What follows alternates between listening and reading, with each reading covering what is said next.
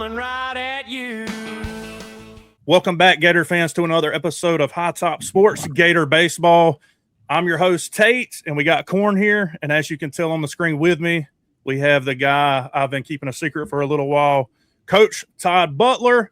Mr. Butler brings 30 years of college coaching experience, including a national championship at Oklahoma. We all know it. We were watching the College World Series. What a run the Sooners went on. Has a lot of experience, 45 major leaguers, 171 draft picks, 36 All-Americans, 6 teams to the College World Series, 10 top 10 recruiting class. You guys get the point. The resume speaks for itself. Welcome, Coach Todd Butler. How are you doing today? I'm good, Tate, Matt. Thank y'all for having me on. And I'm a little more situated here in Gainesville. It's been pretty fast. Been on the job now for a month and probably 19 days. And, the recruiting period was really fast and trying to catch up. Absolutely. Well, we've seen those recruits popping left and right with commitments, so we know you've been busy. A lot of big talent coming to Gainesville, hopefully in the future. But yeah, so how are you liking Gainesville so far? Really hot, but I'm from Louisiana originally, Lake Charles, and I'm used to the heat. And my wife and I have been married 33 years, and she was from Louisiana, so she's used to the heat. And we're kind of happy to be close to I-10, Interstate 10. We're a little south of that, and being up in the Midwest, it gets chilly in February and March. So we're excited about the weather here. Yeah. Yes, sir. Yesterday was ridiculous, right, Coach? Yeah, it's hot. Our guys are unbelievable. Out there. Yeah, our guys are out there working right now. We can't start till next week, and it's these guys, and most of our players are from the state of Florida. Thank goodness, all the great players here and the great coaches and high school programs and JUCO programs. And I've never been in a state like Florida to be able to recruit. So it's really exciting for me to be in this state with so many great players. Yeah, and I want to start there, Coach, because you mentioned that you've never been in a state like Florida with the ability to recruit the level of talent we have in the state. Is that the main reason you say you took this job after you had such a good gig, right? Clearly, you guys coming off a national championship. Was that what drew you to the University of Florida? Well, I've known Coach O'Sullivan for probably 25 years and Coach Slater being at Auburn when I was at Alabama, and the respect I had for him. But my workload at Oklahoma, which I loved, I played there, and was just so vast and so tough.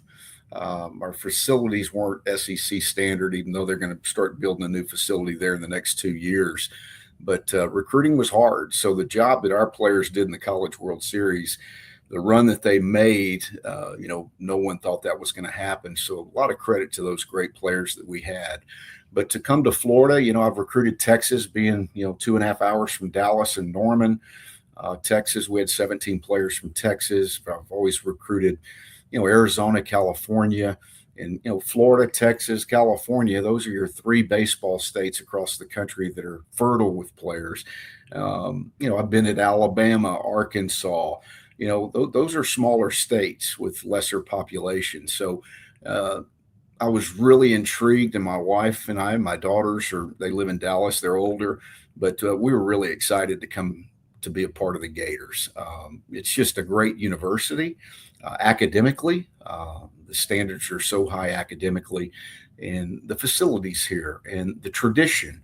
I can go all the way back to Andy Lopez with Brad Wilkerson and Eckstein and the great second baseman Ellis. I have a long history of respecting Florida Gator baseball. So, Coach, you mentioned just now actually being a Gator, and what does it mean to you when you hear the word Gator? What does it mean to be a Florida Gator? And when you're recruiting, what characteristics do you look for in a Florida Gator? Well, to be a Gator, to me, there's like 5 universities in the country, and Florida is one of the top 5. Where you look at the athletic standards in every sport, where championships are won across the board in the athletic department. So that's number one. The high academic standards are also something that, probably 30 years ago, students weren't as sharp and smart as the kids are today with the cell phone and the computers.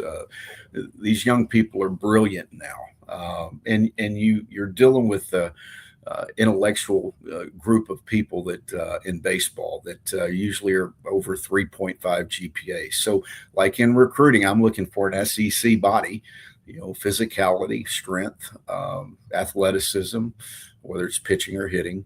And I'm looking for high academic students because accountability, discipline, to be able to take care of their business. As you become an older coach, and I've been in the league a long time, you don't want to deal with any drama. Drama would be not showing up for weights, missing class, not taking care of their assignments, off the field issues. Well, we don't have time for that at this level. We're looking for the classy player that is really good at everything that he does and approaches each day trying to have a high standard of doing things the right way.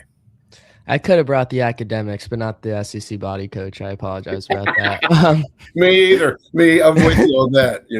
I'll tell you what, these kids are so strong now. They throw so hard. They're so well trained. And a lot of that credit in the state of Florida goes to the high school coaches, the JUCO coaches. I mean, we deal with everything from advisors to the coaches to the families. It's a long process building a relationship with a player. Yeah, absolutely. Yeah, so he touched on a couple of things I was going to ask, but so how has NIL changed recruiting? You've been recruiting for a long time. You've been successful at it for a long time. I know NIL plays at least some part, especially when you're at a place in the SEC that has the athletic departments like Oklahoma, like Florida. People are looking for some money too. How has it changed how you approach recruiting? I'll tell you, I never thought this would happen. If I back up to the 1990s, being in the SEC as a young coach, our guys were coming to school for, 20% scholarship up to 60% scholarship. So you recruited academic guys that could get academic money where you could sometimes give them a full. And so that's where academics really came into recruiting for me. But, these kids deserve to be paid. The travel and everything. But if you look at summer ball, I mean, our young people are paying so much money to travel the country for summer play, in high school and junior high, that's probably a scholarship right there, or an education. But, the kids need to be paid for their services and the fact of haircuts, oil changes and things like that. So it's a big deal. And, just to give you an idea, last year, that team that I was with, we might have had the lowest NIL in the SEC. So, going and buying players, it's like Nick Saban said, you better get the right player when you're talking about a full scholarship and money on top of that. So that's where all the things that you're kind of talking about, the academics, the families, it's getting the right people. And the big question that we have all the time it's the new thing is, how is your culture and how is your development? Okay. Well, if we get the right people that have great standards and class and character, we're going to have a great culture locker room. If we don't get those guys and get the wrong guys, well, then our culture will not be very good. The culture here at Florida is about winning and winning championships. And the development is about working hard and being with a player when they're a freshman, where they're having a good day or bad day. That's about relationships, to be able to say, hey, man, no pouting here. Tomorrow's a new day. We get back to work. We stay with our routine. You're a great player. This is just part of growing and maturing. So the big thing for me with recruiting is listening on the phone. When I do get to see them on a visit, you get to learn more about a young man and their family. But maturity is the biggest key to being able to play as a freshman. The great thing about Florida is Coach O'Sullivan has not been an over recruiter going and signing 23 high school guys. He stays in that 8 to 12 range of high school players. And I've really respected over the years watching how they have recruited here. And I like that a lot. Yeah, we've actually spoken to a few freshmen, and I grew up playing with Lorenzo Laurel. I played against Brady Harris. I got some guys, Brady Snow, Colin White. And one thing that they all embody when we talk to them is that level of maturity you're talking about and what it takes to play early. And when we talk to guys like that, it makes you think that they can contribute before most freshmen can. So when you're looking at freshmen on your team, what besides maturity does it take to get on the field early?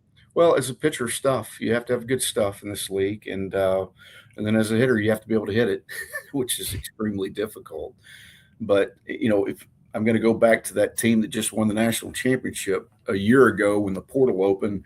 I was told to go get some transfer portal guys, and I held my ground. I thought that the kids we were getting out of high school that were coming to that team that just won the national championship, we stayed with them. And we had 3 freshmen start all the way through the World Series national championship game. So that's a credit to sticking to the evaluating and trusting what maybe hopefully I saw when I was recruiting these guys. But they backed it up when they came to school, and their maturity level was extremely high. So they were able to make it through SEC play. And some weekends they didn't have a good start, or they were in a different role, but they grew so much. So, the University of Florida is going to help a player mature from our academic advisor, strength coach, dietitian. They're tested, their bodies are tested for their balance and imbalances and all the things. The food at the Hebner Center is like a restaurant. It's incredible what they get. So the university is also going to develop these players. But most importantly, the Southeastern Conference 30-game gauntlet really builds major league players. And the fans and the crowds that you play in front of, it's electric, and it's so much fun, and I enjoy every weekend. Is building off that quickly, Tate, Yeah, would that mean that retention, in your opinion, is the most important aspect of roster building? Retention is huge, and I think Coach O'Sullivan and the group did a great job retaining our players that are coming back with SEC experience. Lawson, Surowitz, King, Rittenauer, Barbary, and there's more. I'm learning the team right now, but those are 5 standout players that they retained, and I think retention's big. I don't really think you can build programs in the portal, and I don't know if there's joy coaching all of that stuff, because you get them for 1 year and then they might transfer again. So to me, a 3-year relationship with a freshman and watching them be successful, hopefully go to the College World Series, and then become high major league draft picks is a big joy as a coach for me. Absolutely. You spoke about building a roster, mostly off the transfer portal. We saw last year a couple of teams that are like perennial people in Omaha. They went that route, and it didn't work out for them. It's a lot of hit and miss in the portal, and they're spending big money. So I like the fact that you're big on building these relationships, watching these kids develop over a 4-year span or a 3-year span, depending if they're getting drafted or whatnot. So I love that. Another question I have for you before we get into some fan questions that we have. Okay. What does a successful season look like for you here in your first year? Well, to be honest with you, the College World Series, with all the effort that goes into recruiting and the hard work that our players put in each day, and the support and resources that the University of Florida provides for our program, baseball is serious at Florida. And the stadium and facility underneath, all the things that we have are fantastic. There's nothing that we need here in this stadium to develop our program, our players, and hopefully win at a high standard. SEC championships are hard to come by. I've been in the league for now, this will be 21 years, and haven't won a whole lot of SEC championships regular season, but have been to Omaha. And so Omaha is the ultimate goal for me. If we're not there, I'm going to be extremely disappointed.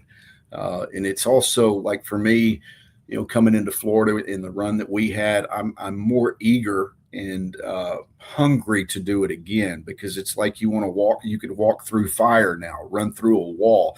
You can expect more when your players get to Omaha, because you feel like all the hard work is worth it. So it's a tremendous amount of effort in recruiting.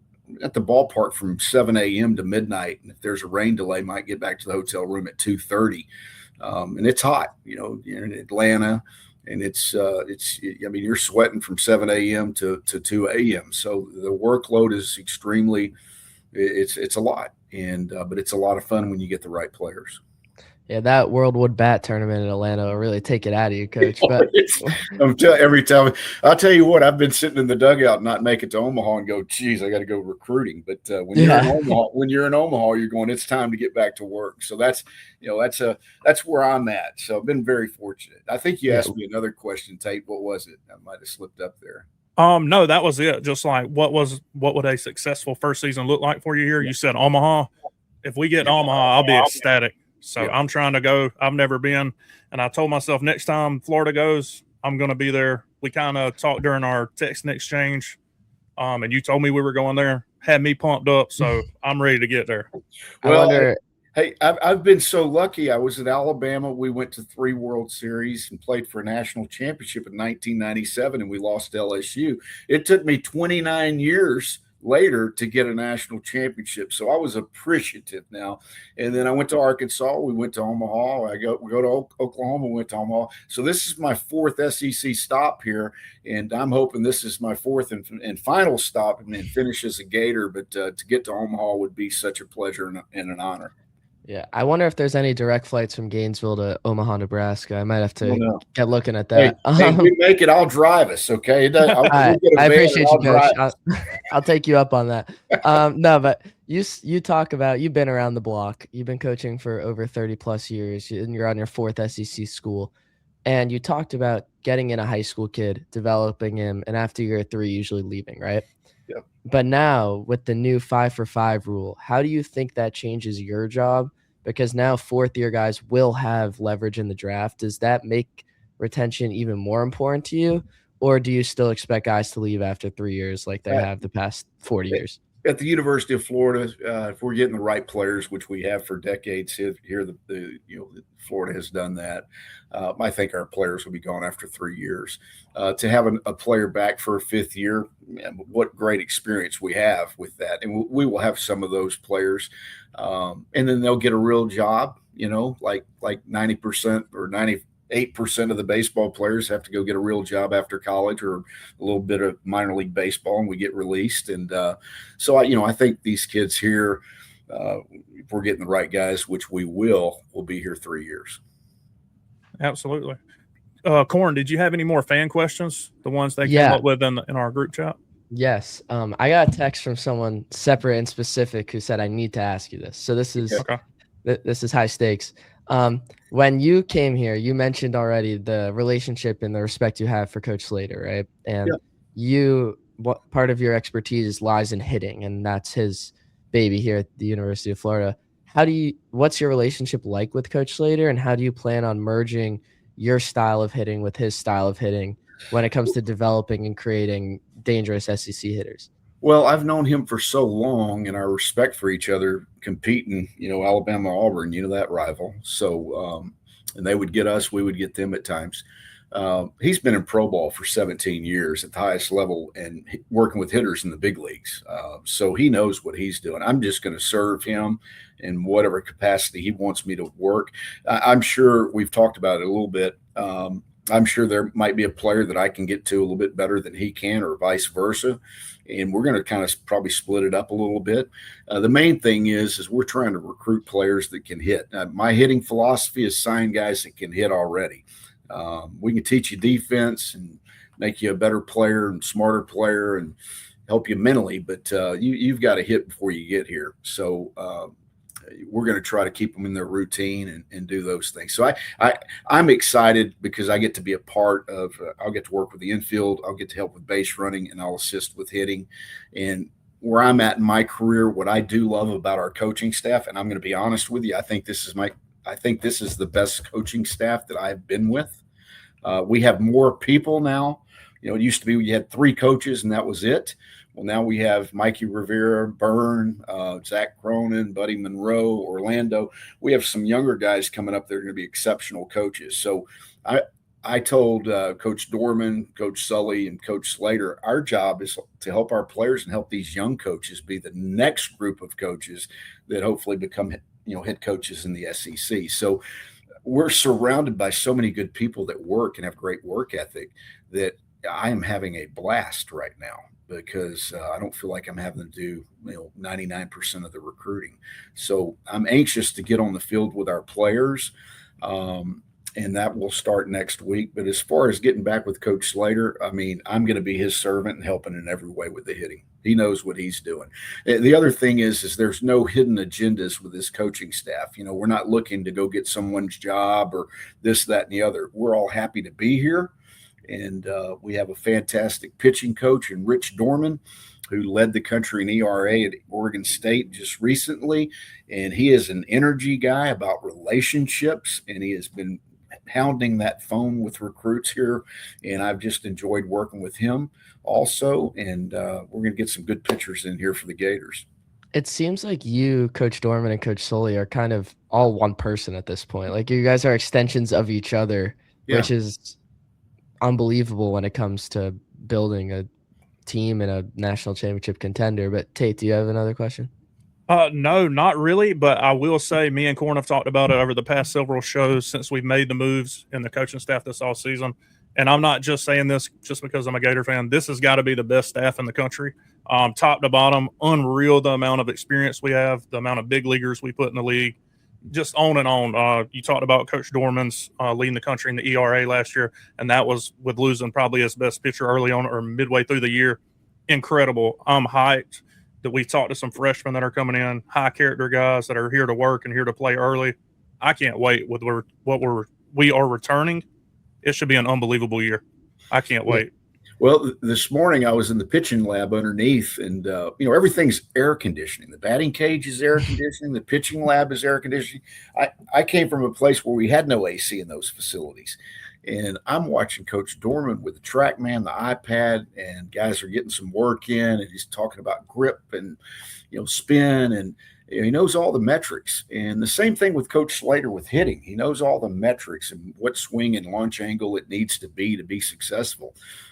So the thing that I do love about our staff that I want our people to know is that we are not trying to one-up each other or go. I'm telling you, we have no hidden agenda to leave Florida, to stay here and be as great as we can as a coaching staff helping our players. But it's about relationships.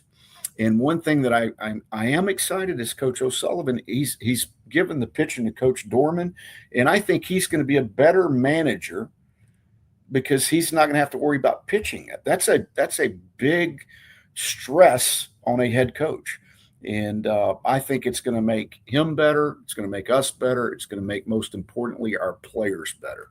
And I like that. So before I ask the last question, now I got to know, are we going to lose that iconic Sully strut to the mound for mound visits? He will still go make the mound pulls. Okay. This is big. This is journalism right here. You're going to see number 7 going out there and, like a big league manager. But he has been fantastic. He's extremely excited. And I've got to be honest with you. I think Coach Dorman's going to be the MVP of this staff. With the pitching and the relationships, I just cannot keep emphasizing that he is a relationship guy with a great personality. And every day I get with him and Slater, I'm enjoying each day with this coaching staff. So last thing, Coach, before we let you go, when I'm giving you this opportunity right now, you can say whatever you want directly to Gator Nation and the fans. What are you saying? What am I saying? I'm saying go Gators. I mean, go Gators. I mean, I can't wait for football. I can't wait for basketball. I like to go to gymnastics because we had daughters. I love softball. My wife and I watch softball, and we've got Walton over here with softball. So just to be around these athletes and the students and the atmosphere, Gainesville. I never thought I'd coach in Florida. I never thought I would be in the state of Florida. And here I am, and we're excited to be near the Gulf of Mexico, 50 miles. I like to fish in the off season, November, December, saltwater fish. And I didn't get to do much fishing in Norman, Oklahoma. The water was hard to find. So, but I'm just really excited to be in the state of Florida. I've got my driver's license, my license plate on the back of my truck. I'm trying to sell our home in Norman, Oklahoma, to get Miss Butler down here, and I'm ready to roll. Good deal. Well, Gator Nation is very lucky to have a coaching staff like we have. That includes you. Thank you for taking the time out to, let the fans get to know you. We really appreciate it. And we'll be in touch. I'm going to be down there, hopefully some for some fall scrimmages. I'm going to try to make that scrimmage in, where is it, Pensacola, Corn? Yes. That one where we're playing Troy, the rematch from the regional. Yep. Yeah. So I got to make my way down there. But so we'll be seeing you around. And I can't wait. Hopefully we see each other in Omaha at the end of the year as well. Yeah, I was about to say, I'll see you in your truck, Coach. Yeah. Hey, I can't wait to see you guys in Omaha. All right. We've got a lot of work to go to see you there, and we're going to get it done. Okay. Yes, sir. Thank you. Thanks for joining us, Coach. You're welcome. Thank y'all. I appreciate you. Yes, sir.